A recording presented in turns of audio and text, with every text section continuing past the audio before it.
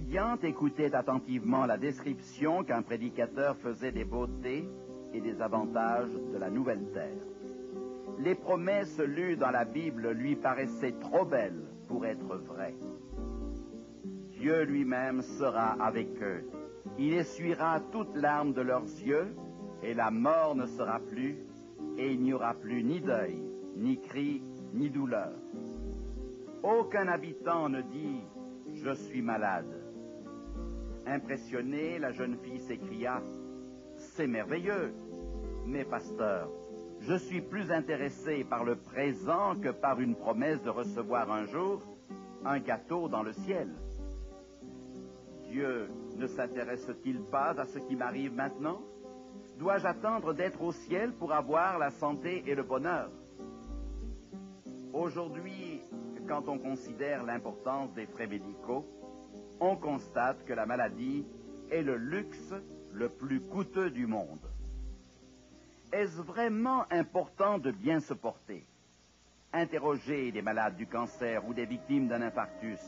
Demandez aux parents d'enfants atteints de leucémie ou à des vieillards déformés par l'arthrose. Ils vous diront que la santé n'a pas de prix. C'est une bénédiction qu'on apprécie vraiment que lorsqu'on la perd. Dieu s'intéresse à notre santé et à notre bonheur présent. Dans l'évangile de Jean, nous lisons « Bien-aimé, je souhaite que tu prospères à tous égards et sois en bonne santé. » Jésus dit « Moi, je suis venu afin que les brebis aient la vie et qu'elles soient dans l'abondance. » Jésus souhaite que nous vivions notre vie intensément. Pendant des décennies, les Juifs orthodoxes représentaient des cas étonnants pour la recherche médicale. Leur taux de mortalité par le cancer était bien inférieur à celui des autres citoyens. On constatait aussi qu'ils étaient moins touchés par d'autres maladies graves. La question se pose, le peuple juif jouit-il d'une hérédité qui lui offre l'immunité contre certaines maladies? On a remarqué que lorsque les Juifs abandonnent certains de leurs principes alimentaires, leur taux de cancer et d'autres maladies devient semblable à celui d'autres personnes. Le secret de santé des premiers est qu'ils suivaient la plupart des recommandations faites par le Créateur. Quand Dieu fit sortir les Israélites d'Égypte, il leur donna des conseils précis à propos de leur manière de vivre. Après avoir exposé ses plans pour le maintien de la santé, il leur fit une remarquable promesse. Si tu écoutes attentivement la voix de l'Éternel ton Dieu, si tu fais ce qui est droit à ses yeux, si tu prêtes l'oreille à ses commandements, et si tu observes toutes ses lois, je ne te frapperai d'aucune des maladies dont j'ai frappé les Égyptiens.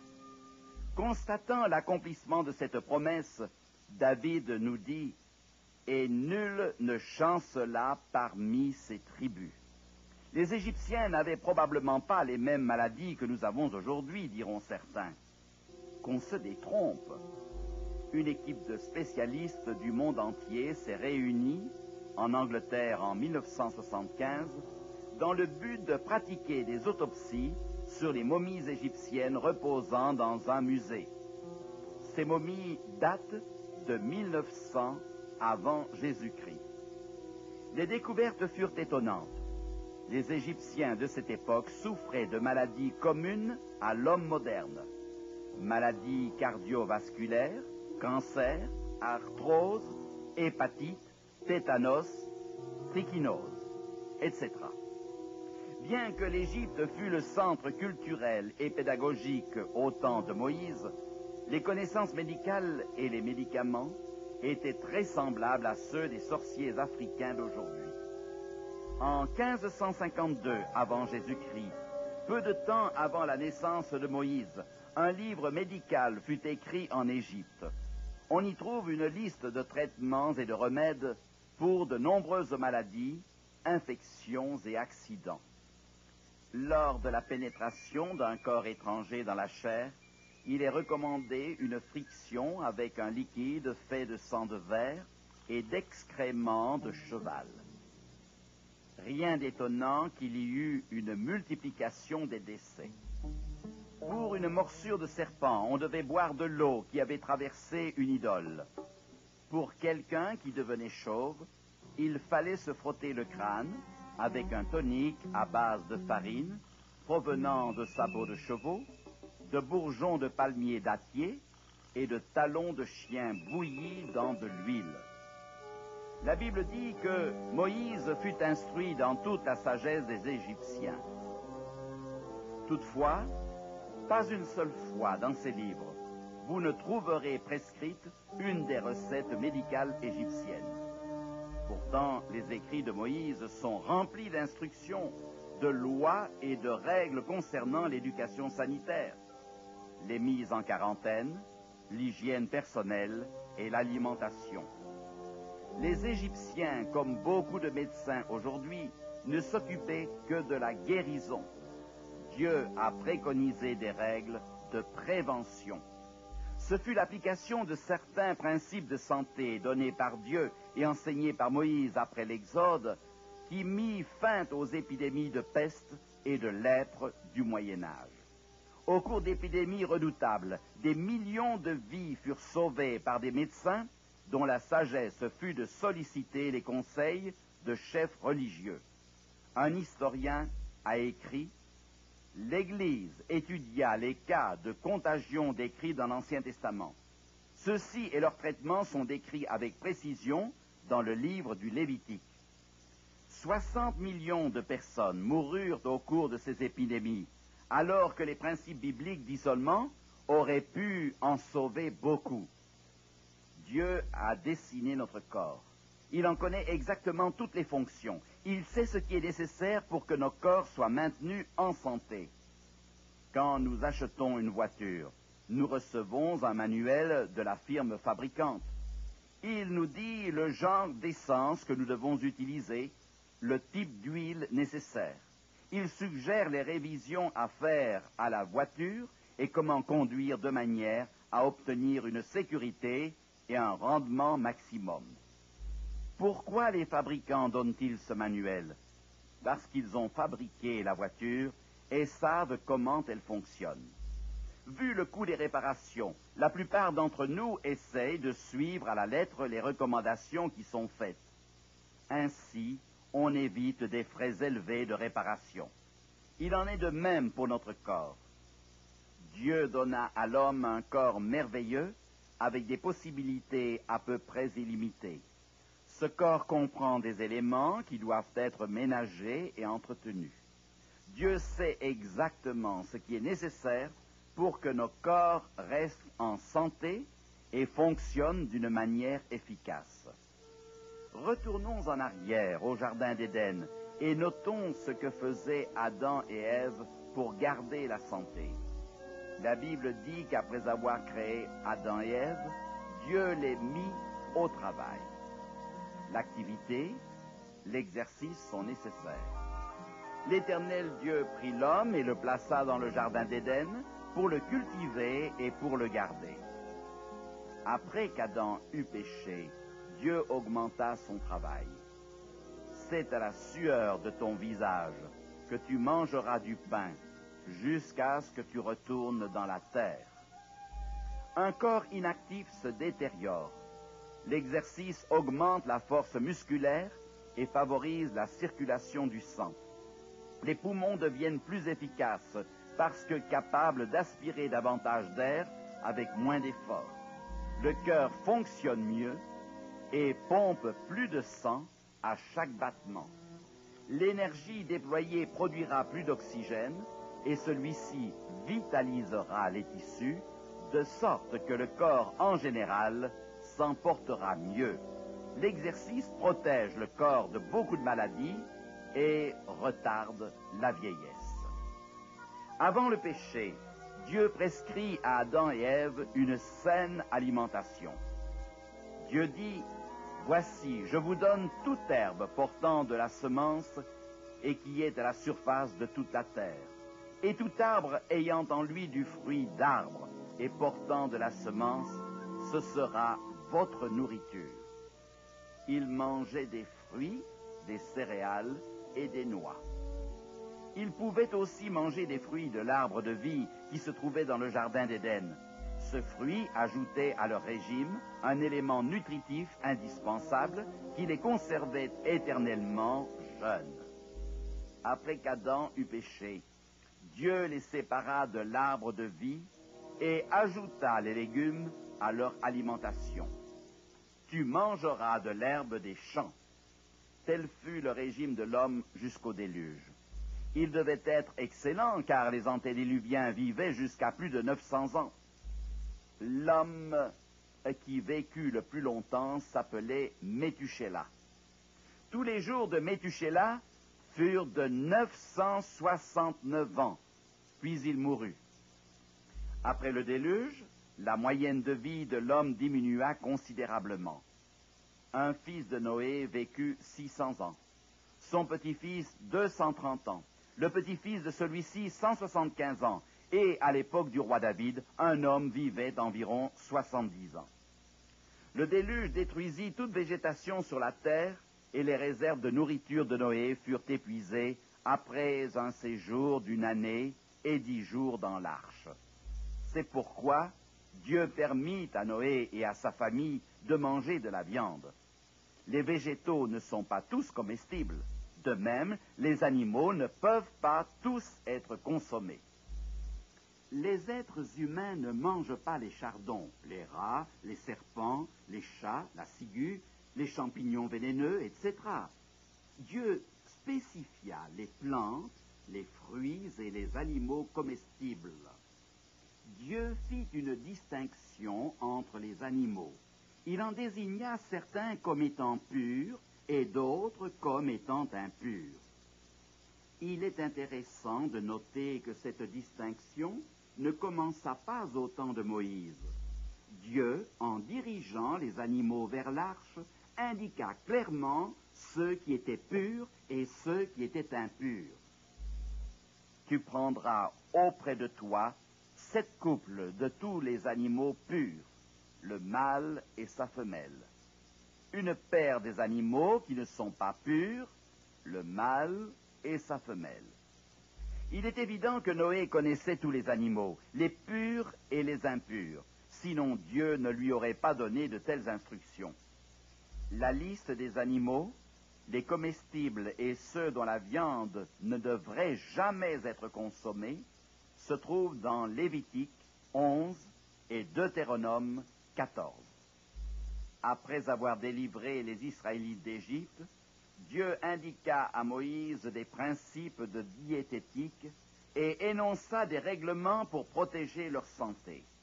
Dans le livre du Deutéronome, au chapitre 14, Dieu classifie les animaux, la volaille et les poissons.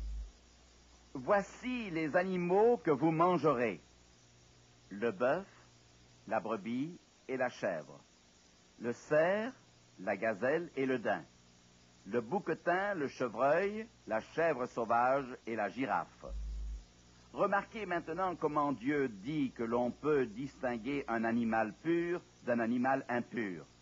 Vous mangerez de tout animal qui a la corne fendue, le pied fourché et qui rumine. Dieu dit que si l'animal rumine et a le sabot fendu, il est comestible. Mais certains ruminent et n'ont pas le sabot fendu. Le chameau, le lièvre et le daman qui ruminent, mais qui n'ont pas la corne fendue. Vous les regarderez comme impurs. Vous ne mangerez pas le porc qui a la corne fendue, mais qui ne rumine pas. Vous le regarderez comme impur. Vous ne mangerez pas de leur chair, et vous ne toucherez pas leur corps mort. Si vous étudiez attentivement cette liste d'animaux, vous constatez que le porc est déclaré impur. Dieu n'indique pas d'une manière arbitraire la nourriture de l'homme. Il donne des instructions en sachant ce qui risque de provoquer des maladies.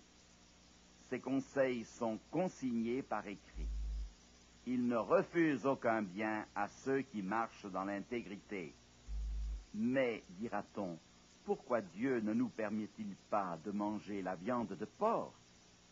Voici quelques précisions au sujet de celle-ci.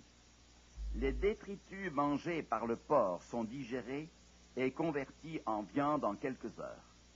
La vache, au contraire, dispose d'un appareil digestif complexe. Il lui faut 48 heures pour convertir sa nourriture en viande. Elle a aussi un système éliminatoire plus complexe et sévère qui élimine beaucoup d'impuretés de son corps. La viande de porc contient souvent des larves ou de la vermine. Quand une personne mange du porc contaminé, l'enveloppe qui entoure la larve éclate et le corps étranger pénètre dans la paroi intestinale humaine où elle se multiplie. Bientôt le sang est contaminé. La trichinose peut déclencher de sérieux troubles physiques. Souvent, cette maladie est faussement diagnostiquée comme étant de l'arthrose ou un empoisonnement alimentaire. La trichinose n'est pas seulement une maladie de notre temps, mais des autopsies pratiquées sur des momies égyptiennes témoignent de l'infection des corps par la trichine.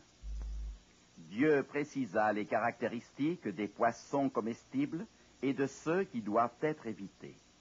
Voici les animaux dont vous mangerez parmi tous ceux qui sont dans les eaux. Vous mangerez de tous ceux qui ont des nageoires et des écailles, et qui sont dans les eaux, soit dans les mers, soit dans les rivières. Mais vous aurez en abomination tous ceux qui n'ont pas des nageoires et des écailles.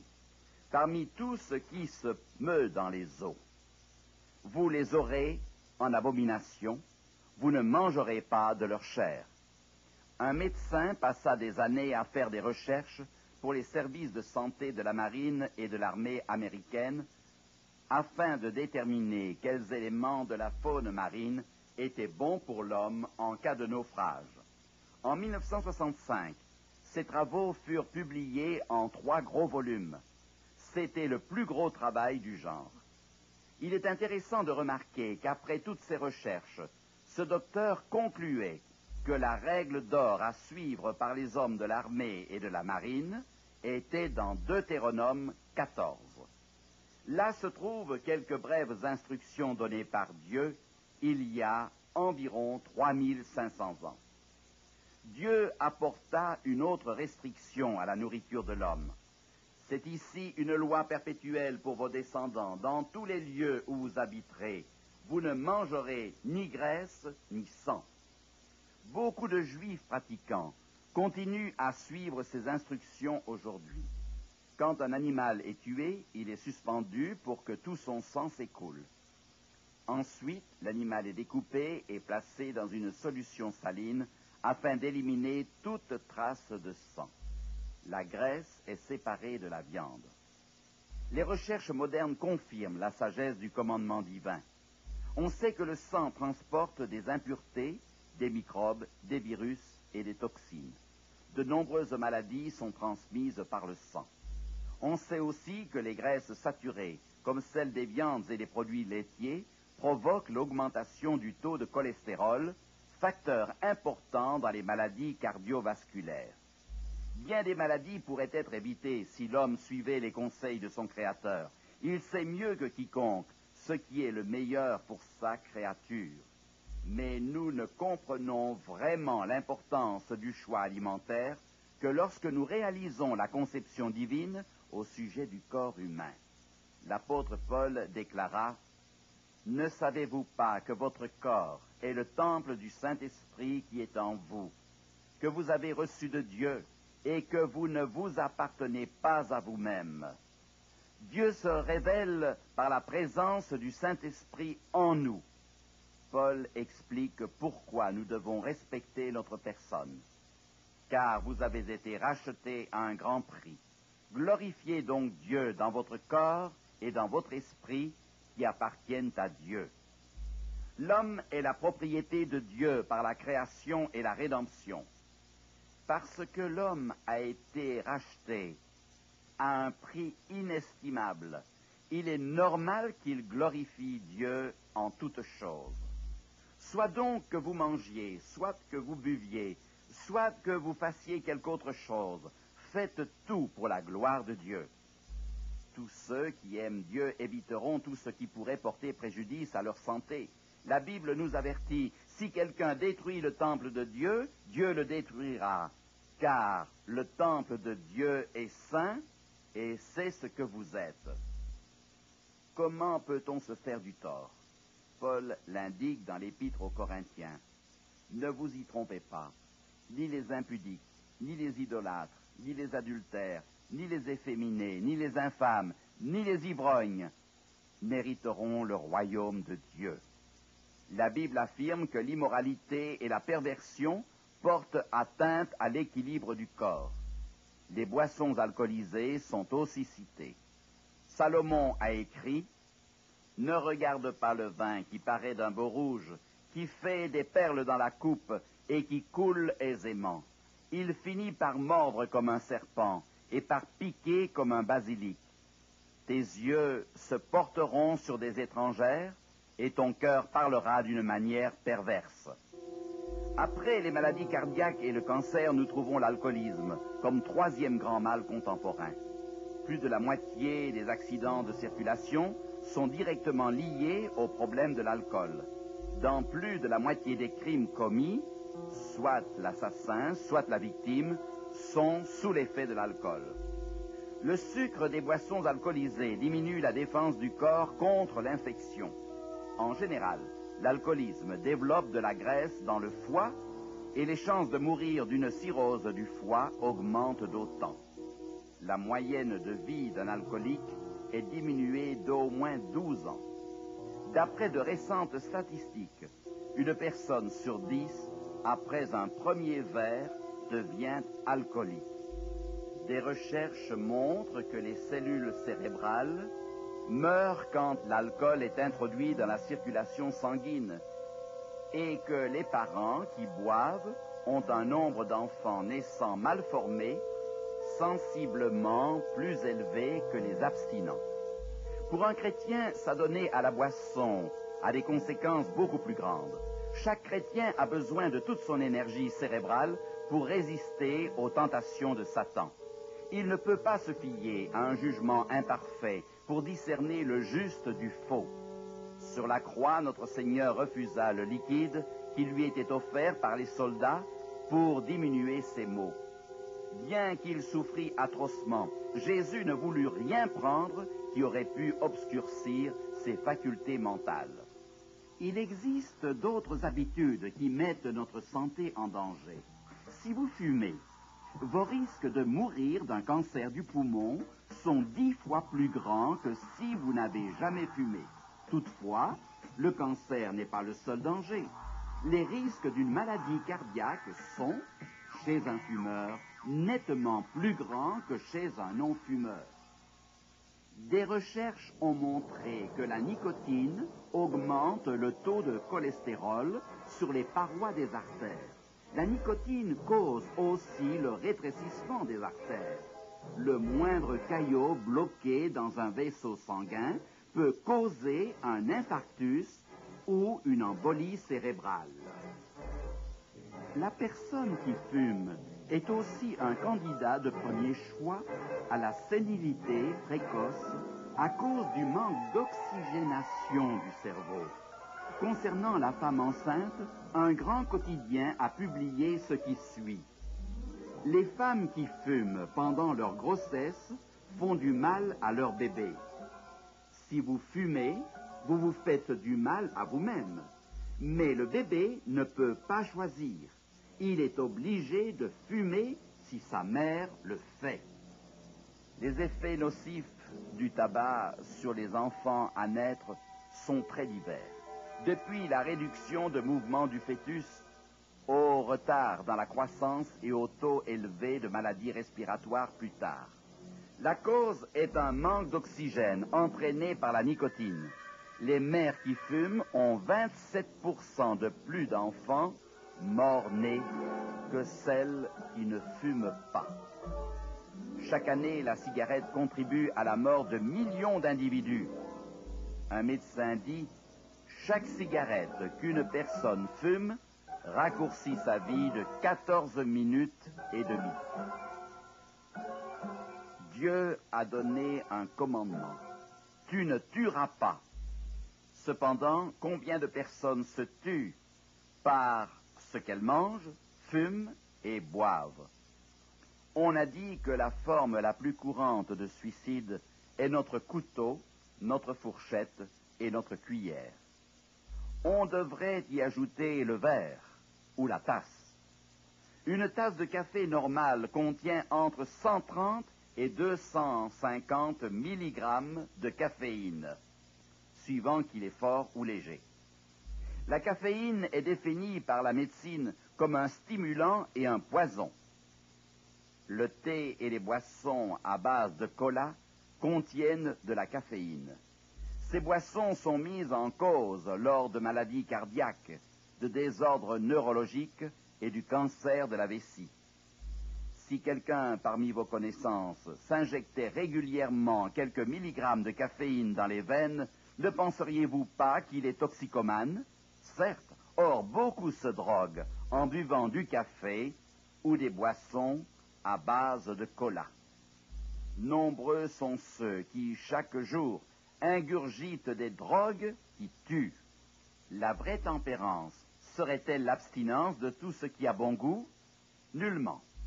Nous constatons cependant que beaucoup de personnes consomment des choses agréables au goût, mais préjudiciables à la santé.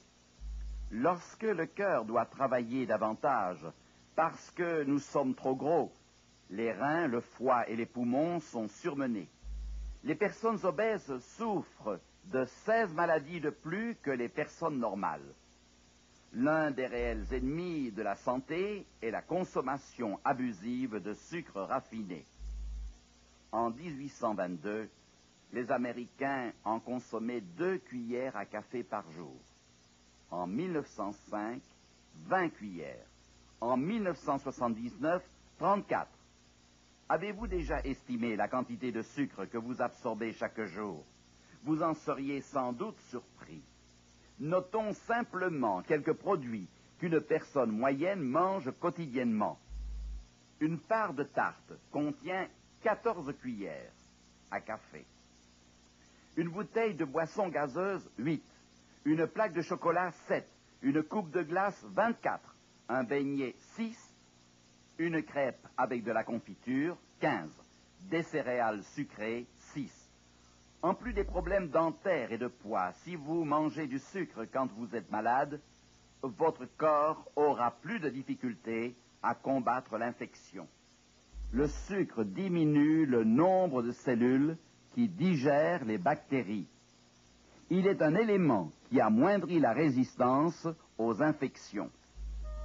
Dieu désire que nous prenions grand soin de nos corps, afin que nous puissions jouir de la vie de la meilleure manière possible.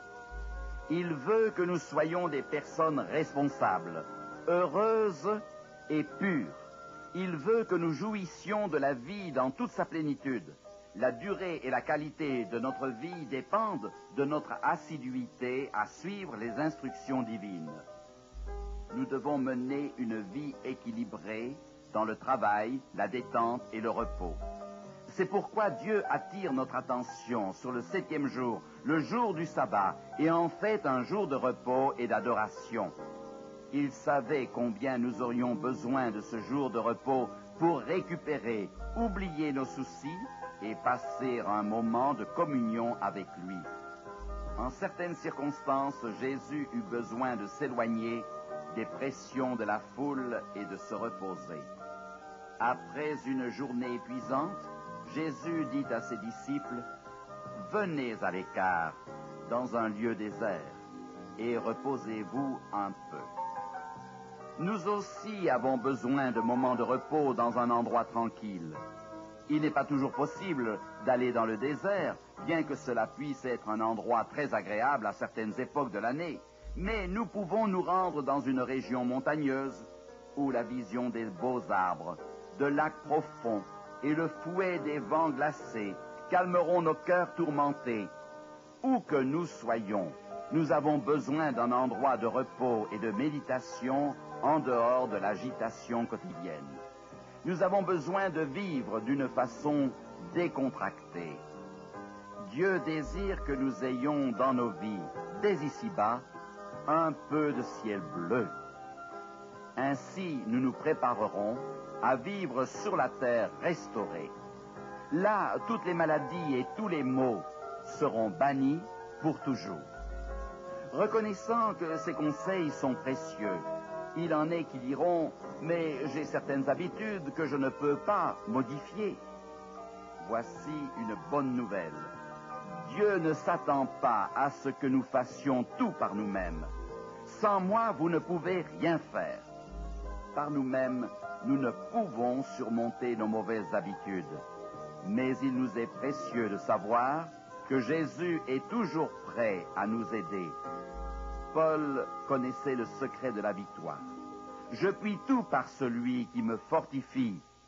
C'est seulement avec son aide que nous pouvons vivre d'une manière saine et heureuse dès maintenant. Vivons donc selon les conseils de notre Créateur. Et un jour, très proche, nous apprécierons la vie éternelle sur une terre complètement restaurée pour le bonheur des enfants de Dieu.